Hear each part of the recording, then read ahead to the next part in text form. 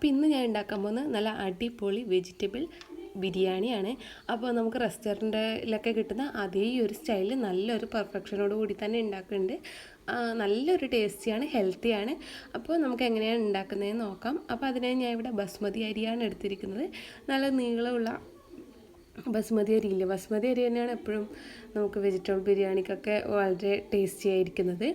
അപ്പോൾ ഈ ഒരു അരി ഞാൻ 2 ഗ്ലാസ് എടുത്തിട്ടുണ്ട്. അത് നമുക്ക് കഴുകി ഒരു 10 മിനിറ്റ് കുതിർത്ത് വെച്ചതിന് ശേഷം ഊറ്റി വെക്കാം. ചോറ് വെക്കാൻ ഉപയോഗിക്കുന്ന പാത്രത്തിൽ വെള്ളം തിളക്കാൻ വെച്ചിട്ടുണ്ട്. അപ്പോൾ വെള്ളം ഒരു തിള വരാറാകുമ്പോൾ ഞാൻ ആവശ്യത്തിന് ഉപ്പിട്ട് കൊടുക്കുന്നുണ്ട്. അതേപോലെ തന്നെ നമുക്ക് സ്പൈസസ് ഇട്ട് കൊടുക്കാം. ഏലക്ക, പട്ട, ഗ്രാമ്പു മുതലായവയൊക്കെ ഇട്ട് കൊടുക്കാം. അപ്പോൾ ഈ വെള്ളത്തിന് ഒരു കറക്റ്റ് മെഷർമെൻറ്റ് ആവശ്യമില്ല. ഞാൻ 2 ഗ്ലാസ് അരിയാണ് എടുത്തിരിക്കുന്നത്. നമുക്ക് 4 ഗ്ലാസ് കൂടുതൽ എത്ര വെള്ളം വേണമെങ്കിൽ എടുക്കാം. കാരണം നമ്മളിത് പകുതി വേവാകുമ്പോൾ ഊറ്റിയെടുക്കുന്നതാണ്. അപ്പോൾ വെള്ളം എത്ര അധികമായാലും കുഴപ്പമില്ല. അരി ഞാനിവിടെ കഴുകി വെള്ളം തോരാൻ വെച്ചിട്ടുണ്ട്. അപ്പോൾ ഇത് നമുക്ക് നന്നായി തിളച്ച് വരുമ്പോൾ ഇതിലോട്ട് അരി ഇട്ട് കൊടുക്കാം. അപ്പോൾ അരി കുക്കാവുന്ന സമയം കൊണ്ട് നമുക്ക് വെജിറ്റബിൾസൊക്കെ കട്ട് ചെയ്ത് വെക്കാം. അപ്പോൾ ഞാനിവിടെ എടുത്ത് വെച്ചിരിക്കുന്ന വെജിറ്റബിൾസ് എന്ന് പറയുന്നത് ഞാൻ സോയാ ചങ്ക്സ് എടുത്തിട്ടുണ്ട് കുറച്ച്, പിന്നെ potato, carrot, beans, ginger garlic paste, പച്ചമുളകാണ്, പിന്നെ കുറച്ച് ഗ്രീൻ പീസ് ഞാൻ ഇവിടെ 6 മണിക്കൂർ മുന്നേ വെള്ളത്തിലിട്ട് വെച്ചിട്ടുണ്ട്. പിന്നെ കുറച്ച് കറിവേപ്പില, മല്ലിയില അതുപോലുള്ള സാധനങ്ങളൊക്കെ എടുക്കാം. അപ്പോൾ ഈ ഗ്രീൻ പീസൊക്കെ ഓപ്ഷനിലാണ്, ഇഷ്ടമുള്ളവർക്ക് ഇടാം. അതേപോലെ സോയാ ചങ്ക്സൊക്കെ ഫ്രൈ ചെയ്ത് ചേർത്താൽ നല്ലൊരു ടേസ്റ്റിയാണ്. അപ്പോൾ അത് കാരണമാണ് ഞാൻ ചേർത്തിരിക്കുന്നത്. പിന്നെ നമുക്ക് നെയ്യിലൊന്ന് വഴറ്റിയെടുക്കാൻ വേണ്ടിയിട്ട് ആവശ്യത്തിന് കാഷ്യൂ, കിസ്മിസ്, അതുപോലെ നീളത്തിലരിഞ്ഞ സവാള ഒക്കെ എടുത്തു വെക്കാം. അപ്പോൾ എല്ലാ സാധനങ്ങളും എടുത്തു വെച്ചിട്ടുണ്ട്. വേണ്ടി നമുക്ക് ഉണ്ടാക്കാൻ തുടങ്ങാം. ഞാൻ ഇവിടെ ഒരു പാത്രം ചൂടായി വന്നിട്ടുണ്ട്. അതിലേക്ക് നെയ്യ് ഒഴിച്ച് കൊടുത്തിട്ടുണ്ട്. നെയ്യ് നന്നായി ചൂടായിട്ടുണ്ട്. അപ്പോൾ നമുക്ക് ഇതിലേക്ക് കുറച്ച് കാഷ്യൂ നട്ട്സ് ഇട്ട് കൊടുക്കാം. അപ്പോൾ കശുവണ്ടിയൊക്കെ നന്നായി ഗോൾഡൻ ബ്രൗൺ ആയ സമയത്ത് നമുക്ക് അത് മാറ്റി വെക്കാം. അതിനുശേഷം നമുക്ക് ഇതേ നെയ്യിലേക്ക് തന്നെ നീളത്തിൽ അരിഞ്ഞു വെച്ച സവാള കനം കുറഞ്ഞ് അരിഞ്ഞു വെച്ചത്. അപ്പോഴാണ് നമുക്ക് പെട്ടെന്ന് നല്ല ക്രിസ്പിയായി ഫ്രൈ ചെയ്തെടുക്കാൻ പറ്റുക. അപ്പോൾ അങ്ങനെ എടുത്തു വെച്ചാൽ സവാളേനെയും കൂടെ ഒന്ന് നമുക്കിതിൽ ഫ്രൈ ചെയ്തെടുക്കാം. അപ്പോൾ മുറിച്ചതിന് ശേഷം നമുക്ക് ഒന്ന് ഉടച്ച് കൊടുക്കണം കേട്ടോ. ഞാനത് ഉടച്ച് കൊടുക്കാൻ മറന്നുപോയി. അത് കാരണം തന്നെ ഞാനിപ്പോൾ ഈ കുറച്ച് ബുദ്ധിമുട്ടി ഓരോ പീസും ഞാൻ ഉടച്ച് കൊടുത്തുകൊണ്ടിരിക്കുകയാണ്. അപ്പോൾ അത് കാരണം നമ്മളിപ്പോൾ ഒന്ന് മുറിച്ചതിന് വെച്ചതിന് ശേഷം നന്നായി ഒന്ന് കുഴച്ച് എല്ലാം പീസ് സെപ്പറേറ്റ് ആക്കി വെച്ചതിന് ശേഷം എണ്ണയിലേക്ക് ഇട്ട് കൊടുക്കാം കേട്ടോ. അപ്പോൾ നമുക്കതും കൂടെ ഫ്രൈ ആയി വന്നതിന് ശേഷം ഞാൻ ആ സെയിം എണ്ണയിലോട്ട് തന്നെ സോയാ ചങ്ക്സാണ് ഇട്ട് കൊടുക്കുന്നത്. നമുക്ക് ഇതേപോലെ തന്നെ സോയാ ചങ്ക്സും കൂടെ ചെറുതായി അരിഞ്ഞതാണ് കേട്ടോ. സോയാ ചങ്ക്സ് പെട്ടെന്ന് തന്നെ കുക്കായി വരും.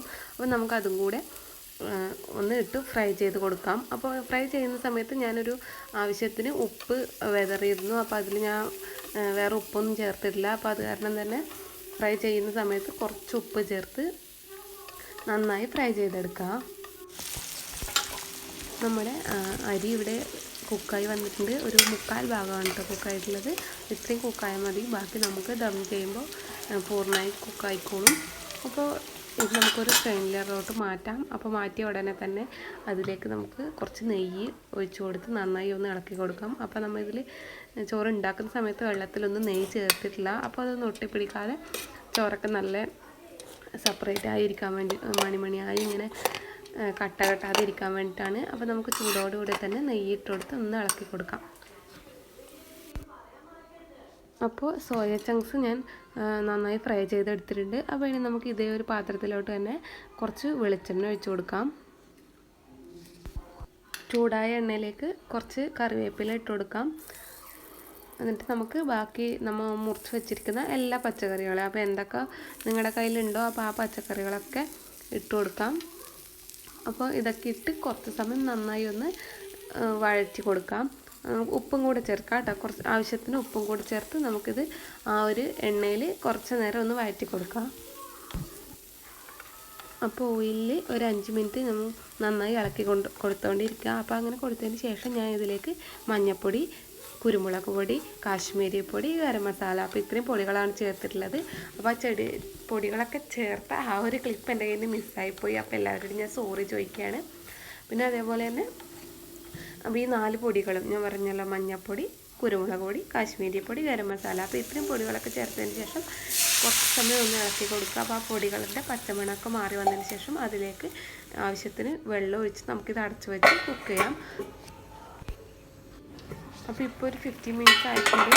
നന്നായി വെജിറ്റബിൾസൊക്കെ കുക്കായിട്ടുണ്ട്. അപ്പോൾ ഇതിൽ നല്ലൊരു ഡ്രൈ ആ ഒരു പരുവത്തിലല്ല വേണ്ടത്, കുറച്ചൊരു വെള്ളത്തോടെ തന്നെയാണ് ഞാൻ ഓഫ് ചെയ്തിട്ടുള്ളത്. അപ്പോൾ ആ ഒരു പച്ചക്കറിയൊക്കെ വെന്ത ആ ഒരു വെള്ളം നമുക്ക് ദം ചെയ്യുമ്പോൾ ചോറിലേക്ക് ഇറങ്ങിയിട്ടാകുമ്പോൾ ആ ചോറ് കഴിക്കാൻ നല്ലൊരു ടേസ്റ്റാണ്. അപ്പോൾ ഒരുപാട് വെള്ളം വറ്റണ്ട, അതായത് ഈ ഒരു ടൈപ്പിലാണ് ഞാൻ എടുത്തിരിക്കുന്നത് കേട്ടോ. ആവശ്യത്തിന് കുറച്ചൊക്കെ വെള്ളം ആ ഒരു വെജിറ്റബിൾസിൽ വേണം. അപ്പോൾ അങ്ങനെ ആകുമ്പോഴാണ് നമ്മുടെ ബിരിയാണിക്ക് നല്ലൊരു ടേസ്റ്റ് ഉണ്ടാവുക. അപ്പോൾ ഈ ഒരു പരുവത്തിൽ ഞാനതിനെ ഓഫ് ചെയ്തിട്ടുണ്ട്. അപ്പോൾ നമുക്ക് ദം ചെയ്യാനുള്ള പരിപാടികളൊക്കെ നോക്കാം. അപ്പോൾ നമുക്ക് ഇനി ദം ചെയ്യാൻ തുടങ്ങാം. അപ്പോൾ വളരെ സിമ്പിളാണ്. നമുക്ക് ഫ്ലെയിം ഓഫാക്കി വെച്ചിട്ടുള്ളതാണുള്ളത്. അപ്പോൾ അതിൻ്റെ മുകളിലേക്ക് പാത്രത്തിൻ്റെ മുകളിൽ കുറച്ച് നെയ്യ് ഇട്ട് കൊടുക്കാം. പിന്നെ നമുക്ക് ചോറിൻ്റെ പകുതി ഭാഗം ഇട്ട് കൊടുക്കാം. പിന്നെ നമ്മൾ വറുത്ത് വെച്ച അണ്ടിപ്പരിപ്പ്,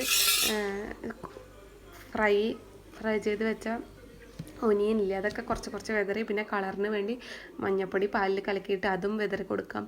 അതേപോലെ ഉള്ളിൽ നമ്മൾ വെജിറ്റബിൾ ഗ്രേവി ഉണ്ടാക്കി വെച്ചിട്ടുണ്ടല്ലോ, അപ്പോൾ അതും ചേർത്ത് വീണ്ടും അതേപോലെ ബാക്കി വന്ന ചോറൊക്കെ ലെയറായി നമുക്കിപ്പോൾ ഒരുപാട് ക്വാണ്ടിറ്റിയിലാണ് ചെയ്യുന്നതെങ്കിൽ 2-3 ലെയറൊക്കെ ചെയ്യാം. അപ്പോൾ ഞാനിവിടെ ആകെ ഒറ്റ ലെയറേ ചെയ്യാൻ പറ്റുള്ളൂ. അടിയിൽ ചോറ്, നടുവിലായി കറി ഒഴിച്ചു. അതേപോലെ മുകളിലായി വീണ്ടും ചോറിട്ട് കൊടുത്തു. പിന്നെ മഞ്ഞൾപ്പൊടി, കളറിന് വേണ്ടിയിട്ട് മഞ്ഞൾപ്പൊടി പാലിൽ കലക്കിയിട്ട് ചേർത്തു. അതേപോലെ ഫ്രൈ ചെയ്ത് വെച്ചൊക്കെ ചേർത്തു. ബീൻസ് നമ്മൾ കുക്കറിൽ, അത് സെപ്പറേറ്റ് തന്നെ കുക്കറിൽ ഗ്രീൻ പീസ് വേവിച്ചിട്ട് അത് ചേർത്തു. പിന്നെ ഫ്രൈ ചെയ്ത് വെച്ച സോയ ചങ്ക്സ് ചേർത്തു. അപ്പോൾ അതുപോലുള്ള കാര്യങ്ങളൊക്കെ ചേർത്ത് പിന്നെ അതിൻ്റെ മുകളിൽ ഗരം മസാല പൊടി, ചോറിൻ്റെ മുകളിൽ ഗരം മസാല പൊടി വിതറി കൊടുത്തു. അപ്പോൾ അങ്ങനെയുള്ള കാര്യങ്ങളൊക്കെ ചെയ്ത് ഒരു 15 മിനിറ്റ്സ് ലോ ഫ്ലെയിമിൽ ഗ്യാസിൽ വെച്ചാൽ നമുക്ക് വളരെ പെട്ടെന്ന് തന്നെ ദം ചെയ്തെടുക്കാൻ പറ്റുന്നേ ഉള്ളൂ.